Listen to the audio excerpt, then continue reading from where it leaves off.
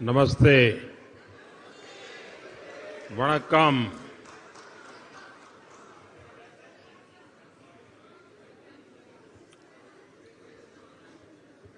आप सबको नमस्कार।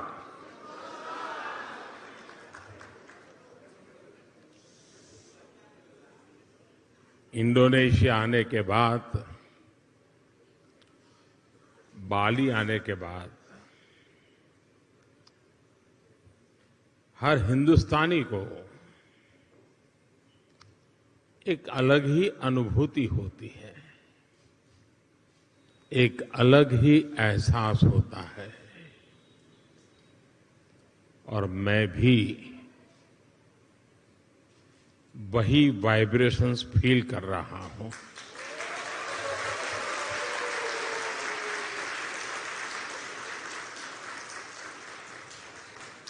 जिस जगह के साथ भारत का हजारों वर्षों का रिश्ता रहा हो और जिसके बारे में सुनते रहते हो कि हजारों साल में अनेक पीढ़ियां आई चली गई, लेकिन उस परंपरा को कभी ओझल नहीं होने दिया। हजारों साल से उस परंपरा को जीना, पीढ़ी दर पीढ़ी उस परंपरा को जानना और हर पल उस परंपरा से जुड़े रहना, वहां के लोग, उस धरती एक अलग ही आनंद देती है, अलग ही आनंद की अनुभूति कराती है। आप कल्पना कर सकते हैं, आज जिस समय मैं आपसे बात कर रहा हूं, हम यहां बाली में बैठे हैं, बाली की परंपराओं के गीत गा रहे हैं। उसी समय जब मैं आपसे बात कर रहा हूं, इसी पल बाली से 1,500 किलोमीटर दूर भारत के कटक शहर में महानदी के किनारे बाली यात्रा का महोत्सव चल रहा है, जिसे बाली यात्रा कहते हैं।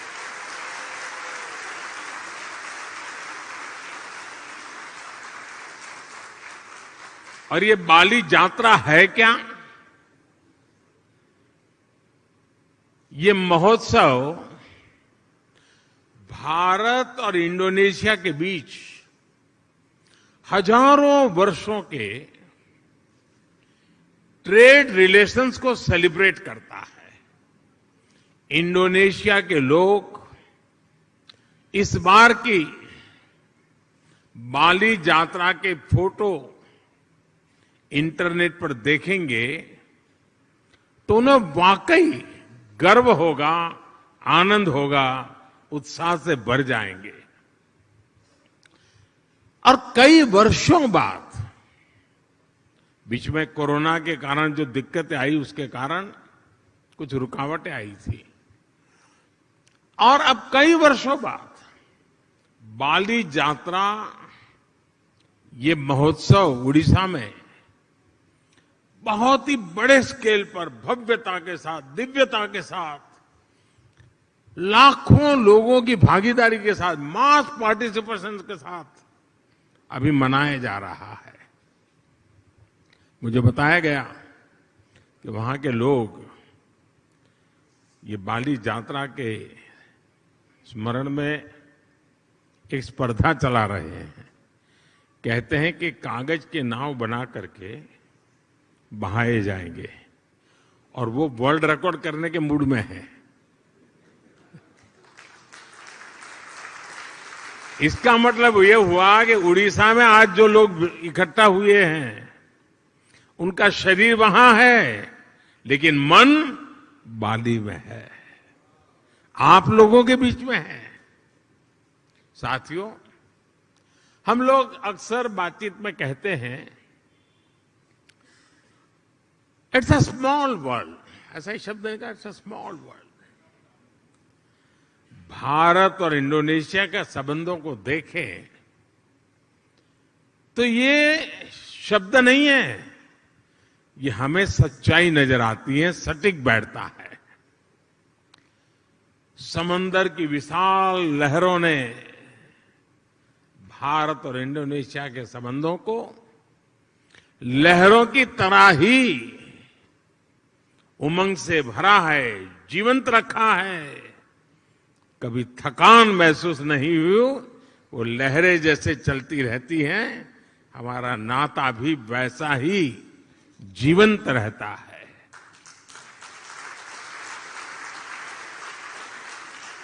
एक समय था जब कलिंग, मेदांग जैसे साम्राज्यों के माध्यम से भारत का दर्शन, भारत की संस्कृति इंडोनेशिया की धरती तक पहुंची।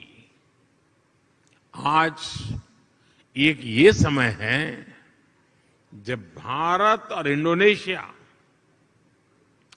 21वीं सदी में विकास के लिए एक दूसरे के साथ कंधे से कंधा मिलाकर काम कर रहे हैं। इंडोनेशिया की जमीन ने भारत से आए हुए लोगों को प्यार से एक्सेप्ट किया, उन्हें अपने समाज में सम्मिलित किया। इसी वजह से आज आप सभी इंडोनेशिया के विकास और समृद्धि में अपना योगदान दे रहे हैं। हमारे बहुत सिंधी परिवार यहां रहते हैं और भारत से आए हुए हमारे सिंधी परिवार के भाई बहनों ने यहां के टेक्सटाइल सेक्टर में, स्पोर्ट्स गुड सेक्टर में, इतना ही नहीं, फिल्म और टीवी इंडस्ट्री में भी काफी कुछ कंट्रीब्यूट किया है। गुजरात से जुड़े हुए काफी लोग यहां हैं। जेम्स, डायमंड्स, माइंस, इवन खेती, किसानी, उसमें भी वो लोग नजर आते हैं। भारत से आए हुए engineers, chartered accountants, professionals Indonesia के विकास के सहयात्री बने हुए हैं। कितने ही तमिल भाषी कलाकार यहां की संस्कृति, यहां के आर्ट्स को और समृद्ध करने में अपना योगदान दे रहे हैं।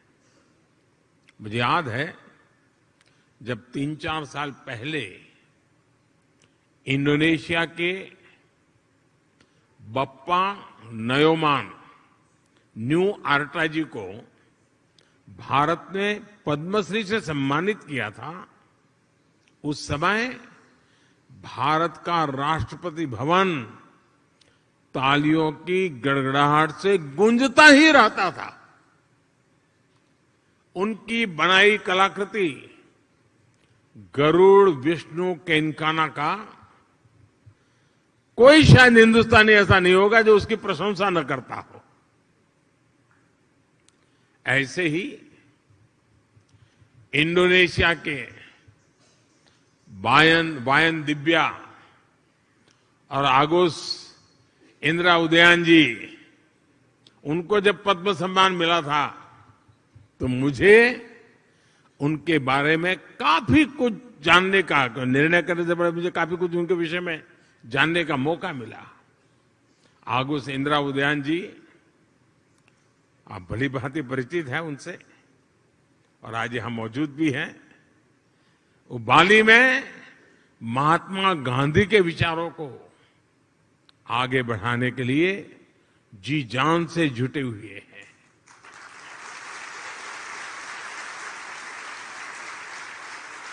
मैंने कहीं उनका एक इंटरव्यू देखा था। उसमें वो कह रहे थे कि भारत की सबसे बड़ी विशेषता अतिथि देवो भव की है। यानी अतिथि देवो भव, ये भावना जो है ये हर भारतीय के रगों में है। अपनत्व का ये भाव प्रकट होता है।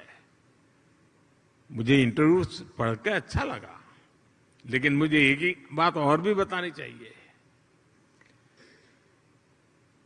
अपनत्व के विषय में भारत की तारीफ हो रही होगी, लेकिन इंडोनेशिया के इंटरव्यू पढ़ के अच्छा लगा, लेकिन मुझे एक ही बात और भी बतानी चाहिए। अपनत्व के विषय में भारत की तारीफ हो रही होगी, लेकिन इंडोनेशिया के लोगों का भी अपनत्व कम नहीं है।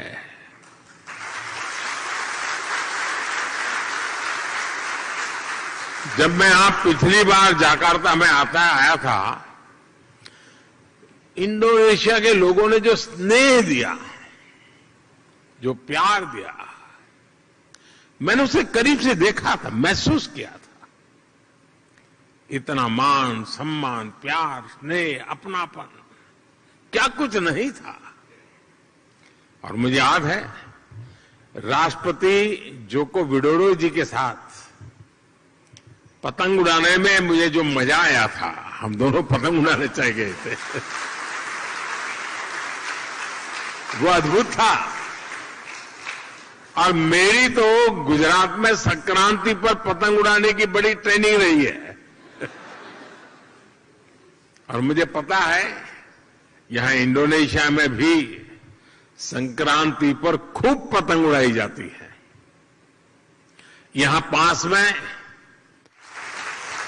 और ऐसा नहीं है कि भारत और इंडोनेशिया का साथ सिर्फ सुख का है, आनंद का है, अच्छा है तब नाता है, ऐसा नहीं है। हम सुख दुख के साथी हैं। अगर सुख में साथी हैं तो हम दुख में भी उतने ही साथी हैं। हम सुख दुख में एक दूसरे के सुख दुख को बांटने वाले लोग हैं।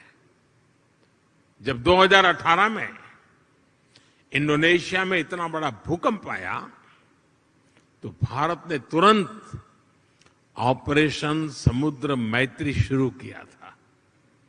इसलिए ही उस साल में जकार्ता आया था और तब मैंने एक बात कही थी। मैंने कहा था कि भारत और इंडोनेशिया में 90 नॉटिकल मील का फासला भले हो, लेकिन हकीकत तो ये है हम 90 नॉटिकल मील दूर नहीं है, हम 90 नॉटिकल मील पास है।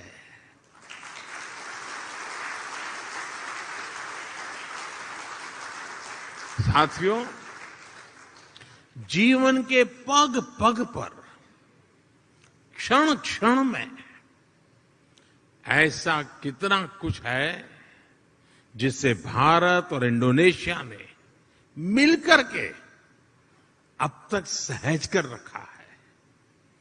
बाली की ये भूमि महर्षि मार्कंडेय और महर्षि अगस्त्य के तप से पवित्र है। भारत में अगर हिमालय है तो बाली में आगुंग पर्वत है। भारत में अगर गंगा है तो बाली में तीर्था गंगा है। हम भी भारत में हर शुभ कार्य का श्री गणेश करते हैं। यहां भी श्री गणेश घर घर विराजमान है। सार्वजनिक स्थानों पर शुभता फैला रहे हैं। पूर्णिमा का व्रत, एकादशी की महिमा, त्रिकाल संध्या के जरिए सूर्य उपासना की परंपरा, मां सरस्वती के रूप में ज्ञान की आराधना, अनगिनत चीजें हम कह सकते हैं। ऐसी बहुत सी बातें हैं जो हमें जोड़े रखती हैं, जोड़ती रहती हैं।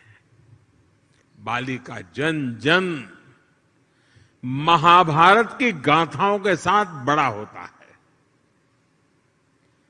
और मैं तो द्वारकाधीश भगवान कृष्ण की धरती गुजरात से यहां पला बड़ा हूं। मेरा तो जीवन वहीं बीता हुआ है। बाली के लोगों की जैसी आस्था महाभारत के लिए है, भारत में लोगों की वैसी आत्मीयता बाली के लोगों के लिए भी है। आप यहां पर भगवान विष्णु और भगवान राम की आराधना करते हैं, और हम जब भारत में भगवान राम की जन्मभूमि पर भव्य राम मंदिर की नींव रखी जाती है, तो इंडोनेशिया की रामायण परंपरा को भी गर्व से याद करते हैं।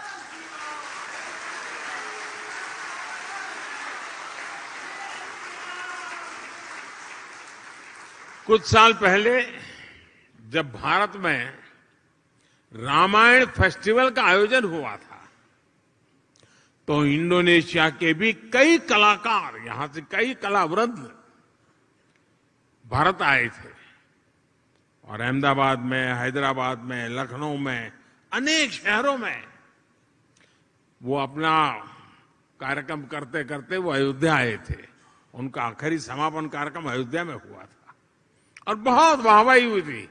हिंदुस्तान में जहां गए अखबार भरे पड़े रहते थे। भाई और बहनों, बाली में ऐसा शायद ही कोई व्यक्ति होगा जिसकी अभिलाषा नहीं होगी कि अपने जीवन में एक बार अयोध्या या द्वारिका के दर्शन न करे, ऐसा शायद कोई भी इंसान नहीं होगा। भारत में भी लोग प्रम्बानन मंदिर और गरुड़ विष्णु केनकाना की भव्य प्रतिमा के दर्शन करने के लिए बहुत ही इच्छुक रहते हैं। कोरोना काल से पहले एक साल में ही 5 लाख से ज्यादा भारतीयों का अकेले बाली आना ही इसकी गवाही देता है। साथियों, जब विरासत साझा होती है, जब मानवता के प्रति आस्था समान होती है, तो प्रगति के लिए भी समान रास्ते बनते जाते हैं। कुछ महीने पहले ही 15 अगस्त को भारत ने अपनी स्वतंत्रता के 75 साल पूरे किए हैं। इंडोनेशिया का इंडिपेंडेंस डे भारत के स्वतंत्रता दिवस के 2 दिन बाद 17 अगस्त को आता है, लेकिन इंडोनेशिया को भारत से 2 साल पहले स्वतंत्र होने का सौभाग्य मिला हुआ था। इंडोनेशिया से सीखने के लिए भारत के पास बहुत कुछ है, और अपनी 75 वर्षों की विकास यात्रा से भारत के पास भी इंडोनेशिया को देने के लिए बहुत कुछ है। भारत का टैलेंट, भारत की टेक्नोलॉजी, भारत का इनोवेशन, भारत की इंडस्ट्री, आज इन सारी बातों ने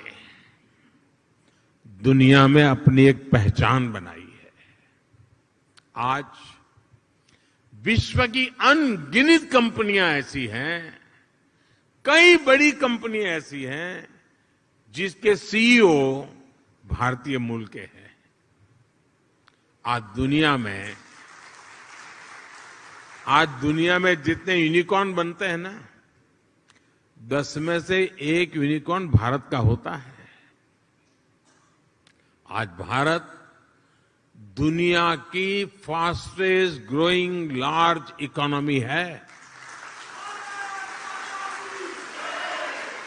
आज भारत डिजिटल लेन देन में दुनिया में नंबर 1 है। आज भारत ग्लोबल फिनटेक के मामले में दुनिया में नंबर 1 है। आज भारत आईटी बीपीएन के लिए आउटसोर्सिंग में दुनिया में नंबर 1 है। आज भारत स्मार्टफोन डेटा कंजम्पशन में दुनिया में नंबर 1 है। आज भारत कितनी ही दवाइयों की सप्लाई में, अनेकों वैक्सीन की मैन्युफैक्चरिंग में दुनिया में नंबर 1 है। साथियों, 2014 के पहले और 2014 के बाद के भारत में बहुत बड़ा फर्क जो है,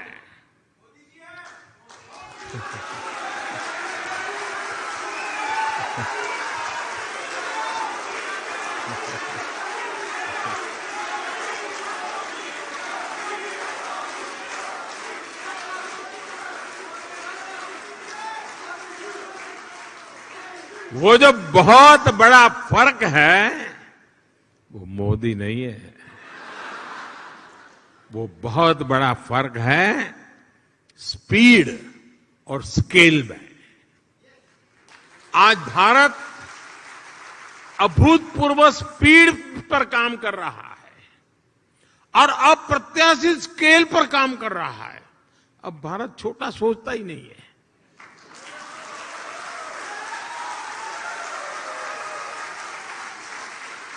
स्टैच्यू बनाएगा तो दुनिया में सबसे बड़ा, स्टेडियम बनाएगा तो दुनिया में सबसे बड़ा। 2014 के बाद से भारत ने 320 मिलियन से अधिक बैंक अकाउंट खोले हैं, बैंक में खाते खोले हैं।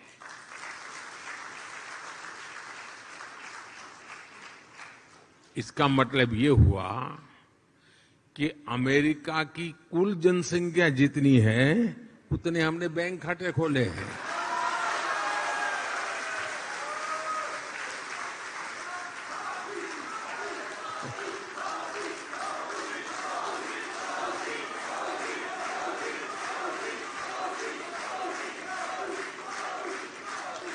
दो 2014 के बाद से भारत ने करीब 3 करोड़ गरीब नागरिकों के लिए मुफ्त घर बनाए हैं। घर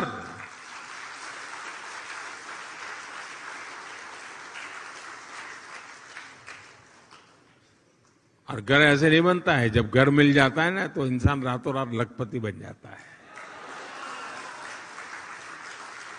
और जब मैं 3 करोड़ घर की बात करता हूं, उसका मतलब क्या है? इसका मतलब यह है कि ऑस्ट्रेलिया के परिवार को नहीं, ऑस्ट्रेलिया के हर नागरिक को घर मिल जाए, इतने घर बनाए हैं।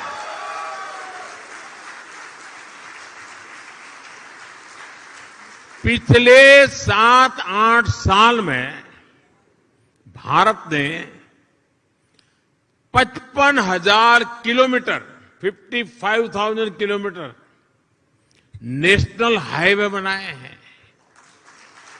यानी स्केल बता रहा हूं मैं, पूरी धरती के लगभग 1.5 चक्कर लगाने के बराबर है।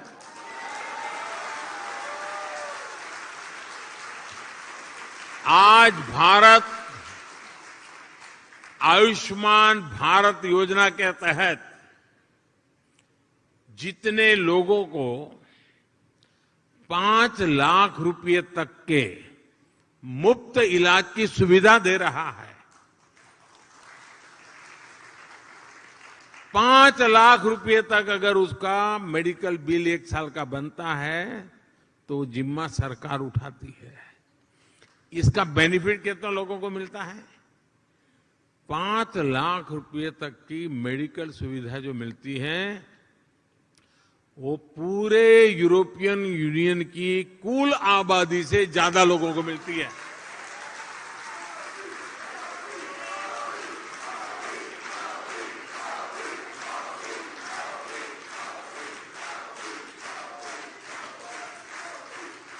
कोरोना काल में भारत ने जितनी वैक्सीन डोज अपने नागरिकों को लगाई और मुफ्त में लगाई,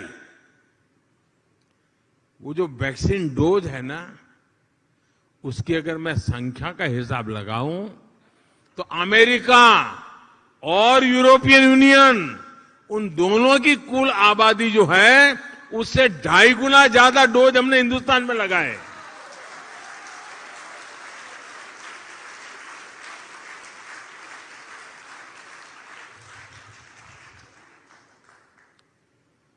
ये जब सुनते हैं तो आपका सीना चौड़ा होता है कि नहीं होता है? आपको गर्व होता है कि नहीं होता है? आपका माथा ऊंचा होता है कि नहीं होता है? और इसलिए मैं कहता हूं कि भारत बदला है। साथियों, आज का भारत अपनी विरासत पर गर्व करते हुए, अपनी विरासत को समृद्ध करते हुए, जड़ों से जुड़े रह करके आसमान छूने के लक्ष्य के साथ विकसित भारत बनाने के लक्ष्य को लेकर के अब निकल पड़ा है।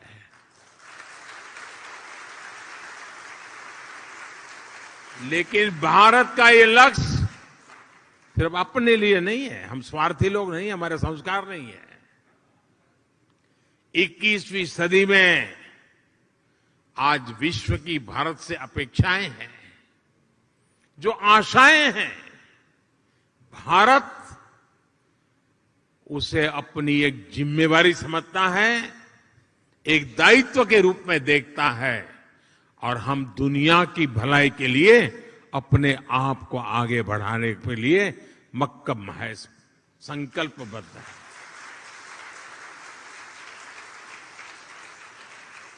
आज अपने विकास के लिए भारत जब अमृत काल का रोडमैप तैयार करता है, तो उसमें दुनिया की आर्थिक राजनीतिक आकांक्षाओं का भी समावेश है। आज जब भारत आत्मनिर्भर भारत का विजन सामने रखता है, तो उसमें ग्लोबल गुड की भावना भी समाहित है।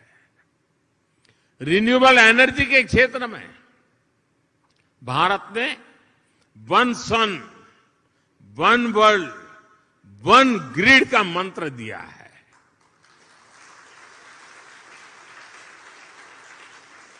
वैश्विक स्वास्थ्य को मजबूत करने के लिए भारत ने वन अर्थ, वन हेल्थ, इसका अभियान चलाया है।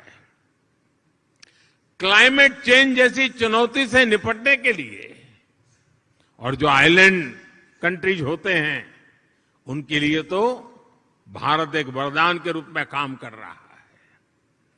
क्लाइमेट चेंज की जो मुसीबतें हैं, उसको निपटने के लिए भारत ने विश्व को मिशन लाइफ का समाधान दिया है।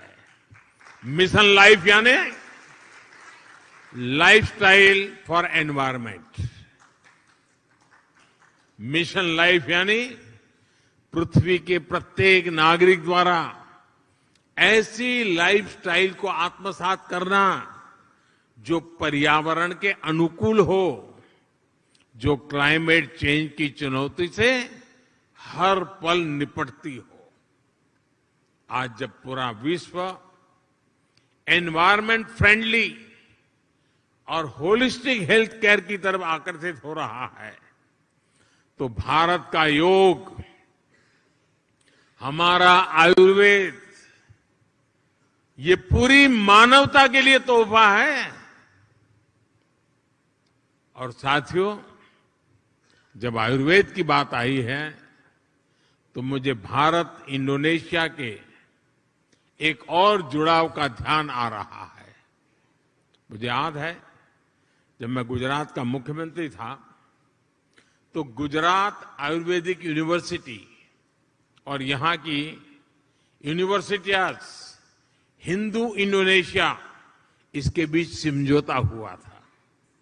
मुझे खुशी है कि इसके कुछ ही वर्ष बाद यहां की इस यूनिवर्सिटी में आयुर्वेद हॉस्पिटल की भी स्थापना हुई।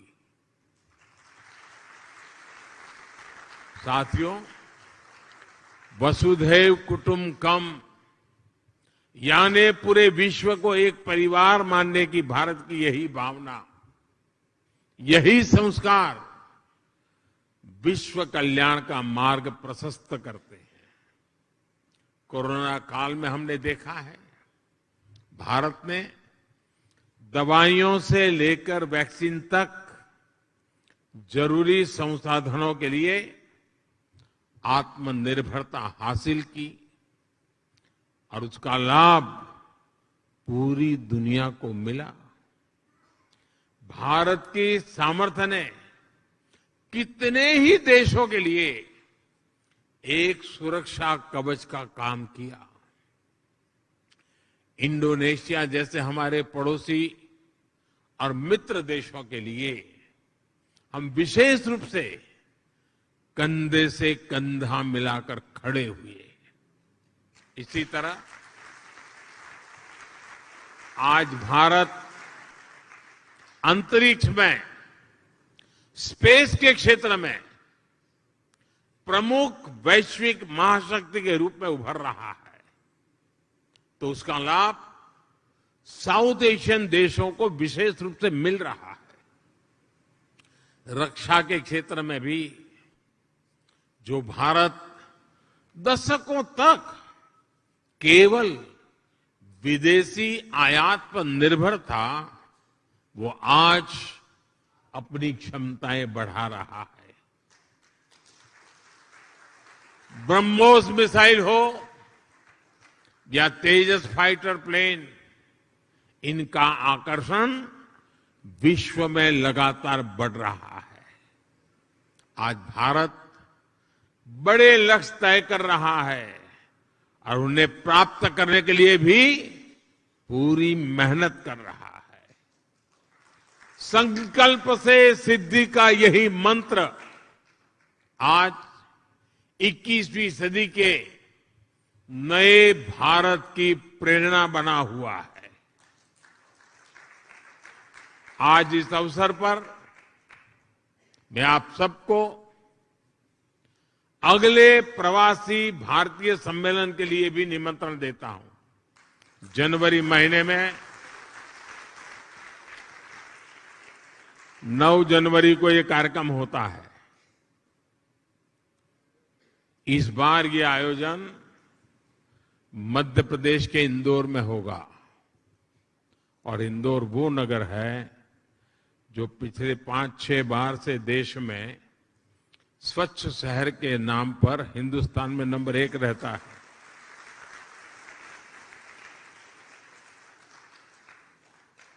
और इसलिए आप इंदौर के प्रवासी भारतीय कार्यक्रम में जरूर जुड़िए। अपने निजी काम से लिए आ रहे हैं तो भी तारीख उसके साथ एडजस्ट कीजिए। और जब आप इंदौर आएंगे तो उसके 1-2 दिन के बाद ही अहमदाबाद में काइट फेस्टिवल होता है। इंडोनेशिया वाले काइट फेस्टिवल में न जाए ऐसा हो सकता है क्या? और जब आप आए, अकेले मत आना। सिर्फ अपने परिवार को ही लेकर के आकर के रुक मत जाना। कुछ इंडोनेशियन परिवारों को भी साथ ले आइए।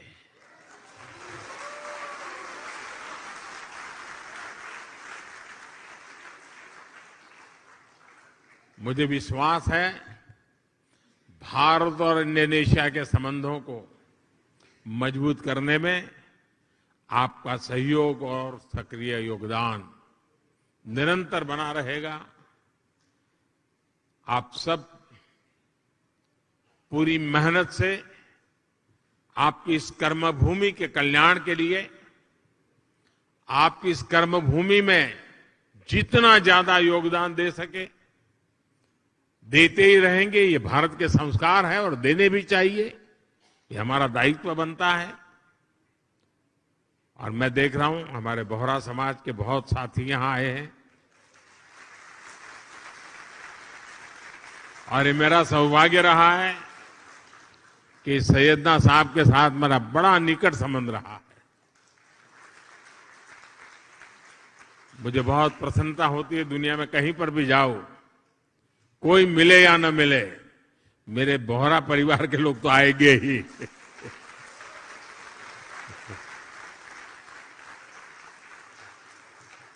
साथियों, आप इतनी बड़ी तादाद में यहां आए, समय निकाल करके आए और उमंग और उत्साह से भरे हुए हैं।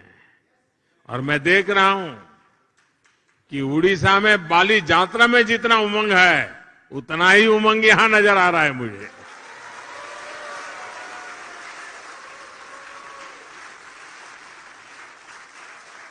आपके इस प्यार के लिए, आपके स्नेह के लिए, भारत के प्रति आपकी ये श्रद्धा के लिए हृदय से आपका बहुत बहुत धन्यवाद करता हूं।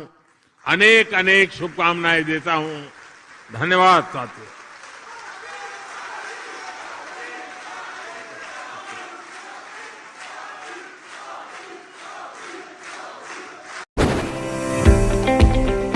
Haryana Marble Store, the best Italian marble, granites and tiles. Specialist in Italian marble, Katni marble, all Indian and imported granites. Haryana Marble Store, Marble Market, Sarakpur, Chandigarh. For more information, call 9888 8432 636 9988 188801.